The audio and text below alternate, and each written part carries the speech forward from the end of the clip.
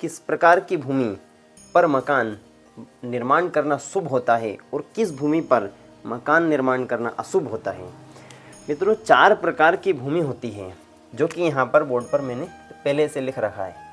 Number 1 गज पृष्ठभूमि, number 2 कुर्म पृष्ठभूमि और नंबर 3 दैत्य पृष्ठभूमि, नंबर 4 नाग पृष्ठभूमि। इन चारों भूमि का आज हम थोड़ा सा इनके बारे में स्टडी करेंगे, इनको जांचेंगे कि किस प्रकार की भूमि मकान निर्माण के लिए उपयुक्त होती है। सर्वप्रथम यहाँ पर हमने एक डायग्राम बना रखा है जिससे कि हमें पता चल जाए कि कौन सी दिशा किस तरफ है। देखिए, पूरब, पश्चिम, उत्तर और दक्षिण, ये ईशान कोण, ये आग्नेय कोण, ये वायव्य कोण और ये नैऋत्य कोण।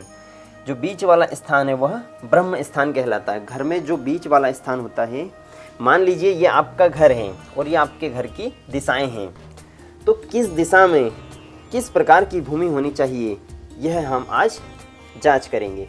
तो सर्वप्रथम गज पृष्ठभूमि। अब गज पृष्ठभूमि कैसी होती है मित्रों? जो गज पृष्ठभूमि, गज मतलब होता है हाथी,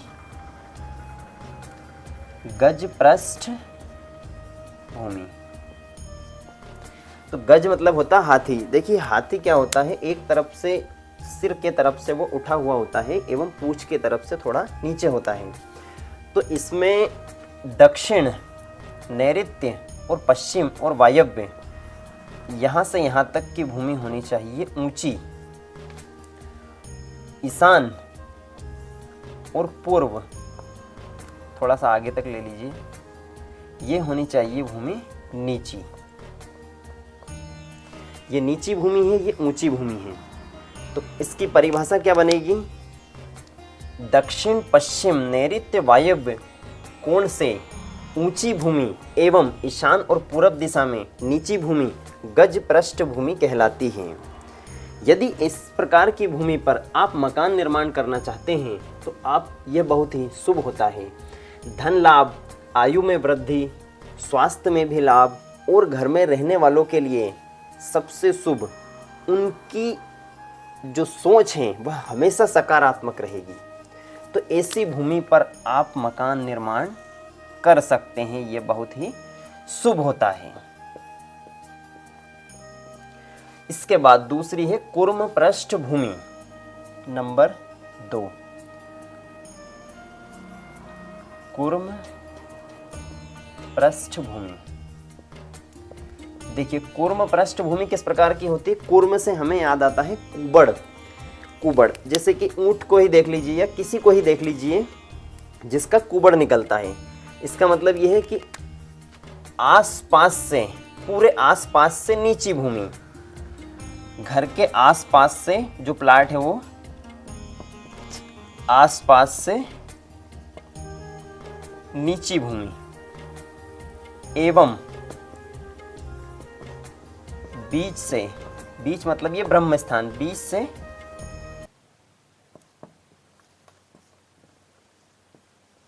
ऊंची भूमि। बीच से ऊंचा होता कुबड़, तो बीच से ऊंची भूमि कुर्म पृष्ठभूमि कहलाती है, जो कि मकान निर्माण के लिए यह भी बहुत ही शुभ होती है। यदि आप इस प्रकार की भूमि पर मकान बनाते हैं तो उत्साह, सुख, संपदा देने वाली होती है। यह मान सम्मान में भी वृद्धि करती है और इससे आपकी प्रतिष्ठा में भी वृद्धि होती है। तो इस प्रकार की भूमि पर भी आप मकान निर्माण कर सकते हैं, यह बहुत ही शुभ होती है। इसके बाद तीसरे नंबर पर हमारी दैत्य पृष्ठभूमि। दैत्य पृष्ठभूमि।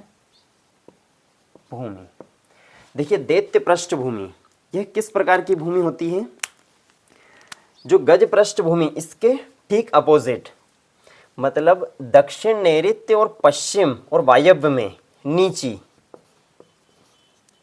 आ रहा समझ में? जो दैत्य पृष्ठभूमि की बात कर रहा हूं मैं, है ना, ये गज पृष्ठभूमि के ठीक अपोजिट होती है। तो ये दक्षिण, नैऋत्य, पश्चिम और वायव्य में नीची एवं ईशान, पूर्व और आग्नेय में ऊंची भूमि होती है। आ रहा समझ में? जो दैत्य पृष्ठभूमि होती है वह गज पृष्ठभूमि की अपोजिट होती है। तो ऐसी भूमि पर मकान बनाना शुभ नहीं होता है। ऐसी भूमि पर मकान बनाना अशुभ होता है।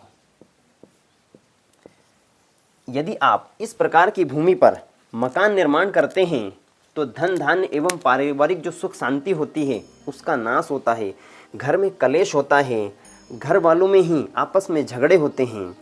तो दैत्य पृष्ठ भूमि पर आप मकान ना बनाएं। अब दैत्य का अर्थ क्या होता है? राक्षस।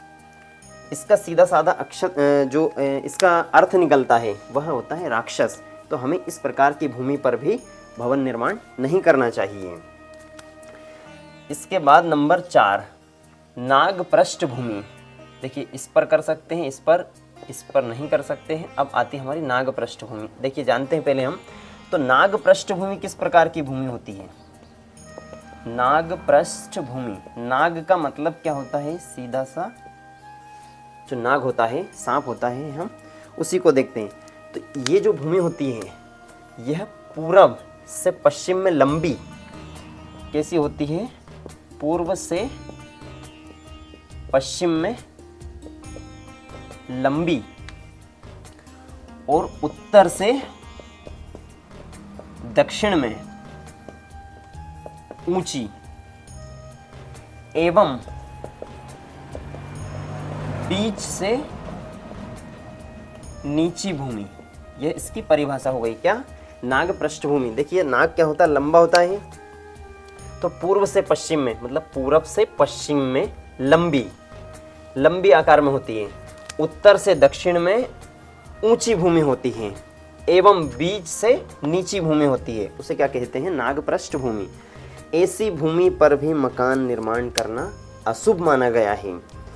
वास्तुशास्त्र में इस प्रकार की भूमि पर कभी भी मकान नहीं बनाना चाहिए, नहीं तो घर में बहुत ही ज़्यादा कलेश होता है, रोगी होता है जो घर का मुखिया होता है, मृत्यु के भी आसार है इस ऐसे प्लॉट पर, शत्रुओं में वृद्धि होती है एवं पुत्र की भी हानि होती है। तो यदि इतनी सारी चीज़ें इसमें नेगेटिव हैं तो आपको कभी भी नाग पृष्ठभूमि पर भवन निर्माण नहीं करना चाहिए। मित्रों, आप इन चारों भूमि में से केवल ये 2 ही भूमि ऐसी है जिन पर हम मकान निर्माण कर सकते हैं और ये काफ़ी शुभ भी होता है। तो आपको इस वीडियो के माध्यम से ये जो 4 भूमि के बारे में मैंने बताया है, यह आशा करता हूँ कि आपको समझ में अच्छे से आ गया होगा। यदि आपको किसी भी प्रकार से कुछ पूछना है इनके बारे में तो आप हमें कमेंट बॉक्स में पूछ सकते हैं। जय श्री राधे।